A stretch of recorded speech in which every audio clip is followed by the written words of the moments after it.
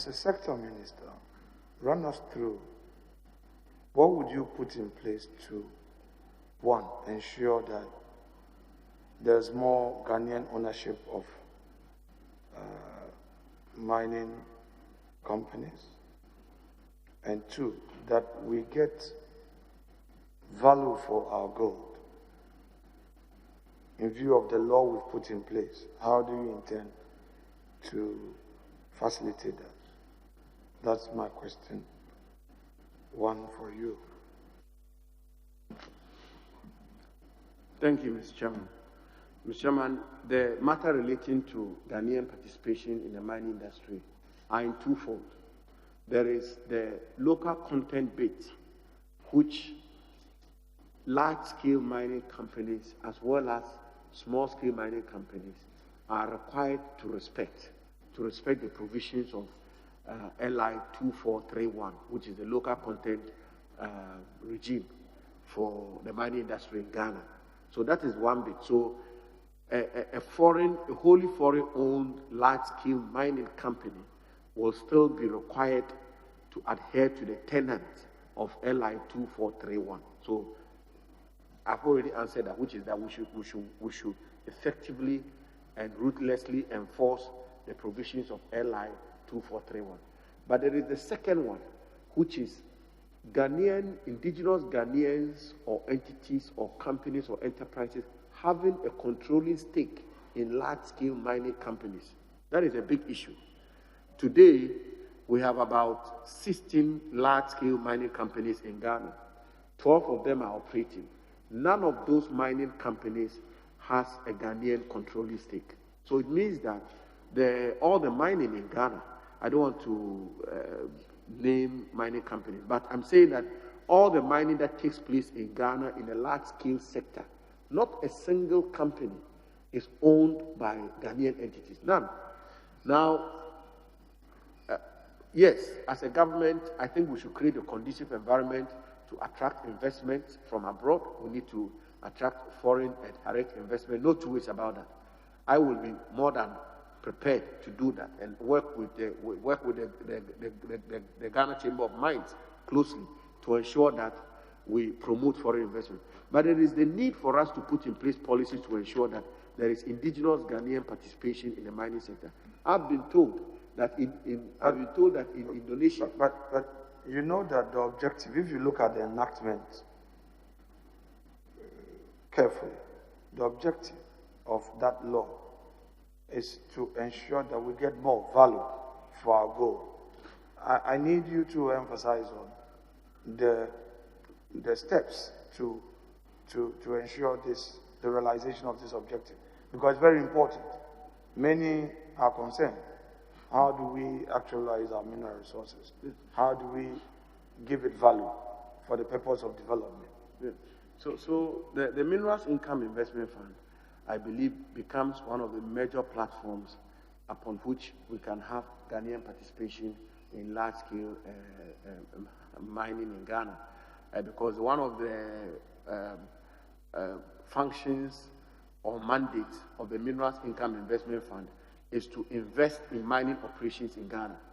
So yes, and for instance, the special purpose vehicle that they've actually attempted to create, Ajapa, and all of those are some of the reasons or the objectives for which that framework or that arrangement was put in place. So are you saying that the Ajapa, for instance, that you've just mentioned, the agreement is in line with that agreement that came to this August House in 2020? Are you saying that it's in line with the object of the fund? Chairman, I'm very much agreeing with the honorable leader that the conceptual underpinnings of Ajapa, the creation of that special purpose vehicle, is very much in line with Section 4.1 of the Minerals Income Investment Fund Act 2018, Act 978, which talks about the functions of the fund, which is to leverage incomes or whatever that comes out of our gold mining for purposes of supporting mining operations in Ghana, and which ultimately can cure this lacuna or can fill this lacuna of indigenous Ghanaian companies and enterprises not participating in large-scale mining in Ghana. That's exactly what I'm saying. Yeah, but the Ajapa is not owned by that entity. Per the report we had, it is owned by some individuals who were using the platform. No. Is that the case? Ajapa is owned 100% by MIF. Ajapa is owned 100% by MIF, by the Minerals Income Investment Fund, which is a creature of the act of this parliament. And the Minerals Income Investment Fund is a creature of statute. And therefore, by extension, Ajapa is owned 100% by the good people of this country. Mr. Chair, I want to have him on record. So, your contention is that, in line with the realization of the objects of this enactment, the Ajapa agreement in itself was not a private sector owned. It was a creation of this very enactment, and that it was a special purpose vehicle through which the objective of the fund was to be realized, and that entity itself, by being created, is 100% owned by the state and not any private sector participant. Mr. Chairman, first of all, it will be totally illegal and totally contrary to the teachings of the Minerals Income Investment Fund Act, 2018 Act 978, particularly Section 4.1 of the Act, if an individual owned even a share of Ajapa.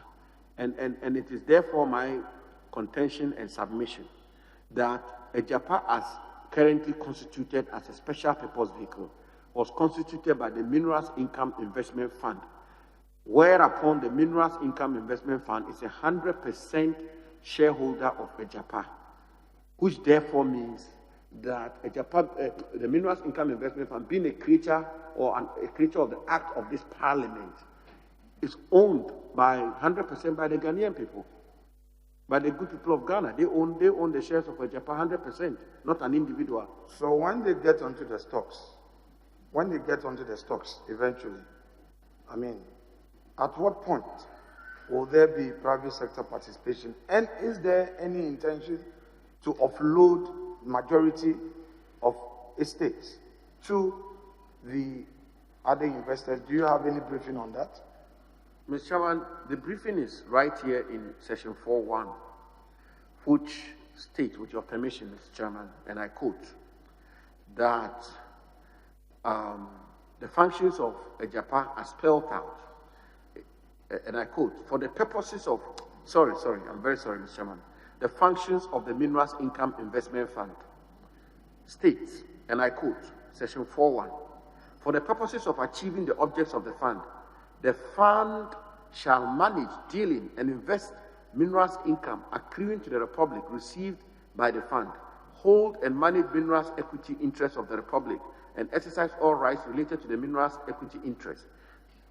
Seek the best possible financial returns on investments, having regard to internationally recognized best practices for. Okay. And it goes on. That's okay. So you have the law with you. I do. Can you? Oh, sorry, Mr. Chair. No, now let him finish the answer, and if I permit you, you continue. Yes. So, Mr. Chairman, the point I'm making is that the establishment of the special purpose vehicle Ajapa, pursuant to the Act of Parliament, is very much in accord with the instructions of Parliament itself, that MIF should leverage, monetize, add value, invest royalties accruing from gold, royalties accruing from our minerals, which they have done by the establishment of the special purpose vehicle Ajapa. And the floating of the shares of Ajapa is actually in accord with the provisions of Act 978, particularly Section 4.1 of the Minerals Income Investment Act. It's very much in accord with it, respectfully. Yes, Honorable nominee, please, you seem to have the law with you. I do, please. Can you take us through the membership of the board of MIF? Can you? I have it here. Mr. Chairman, with your permission, the membership of the board is found in section 5.1 of Act 978. And with your permission, Mr. Chairman, I quote, the governing body of the fund is a board consisting of A, a chairperson, B, the chief executive officer of the fund, C, a representative each from the following ministries, not below the rank of director, I, Ministry of Finance, NII, Ministry of Lands and Natural Resources, B, three other persons nominated by the minister, E, the Commissioner for Domestic Tax Revenue Division of the Ghana Revenue Authority, and F, a Deputy Governor of the Bank of Ghana, nominated by the Governor of the Bank of Ghana. 2, at least 3 of the members Honorable, it's good that you identify where it is in the law. Yes. We know where to find it. I entirely, in concluding, disagree with you when you are responding to the deputy leader, and you must check your brief properly on Ajapa. If you recall, I'm holding the Hansard of 14th August 2020, when the matter came before Parliament, and there was a relationship agreement. And what you refer to as 100% is not the case. Because in the relationship agreement, if you want, I'm just reading from Chairman Asibe when he submitted this to the House, and he even said that Ajapa, if the fund in aggregate together with any associate holds at least 10% of the voting rights attaching to shares in Ajapa and one additional member on acquiring at least 30%. So I'm just saying that you may have your brief, but your brief may not be as accurate as what was presented to us.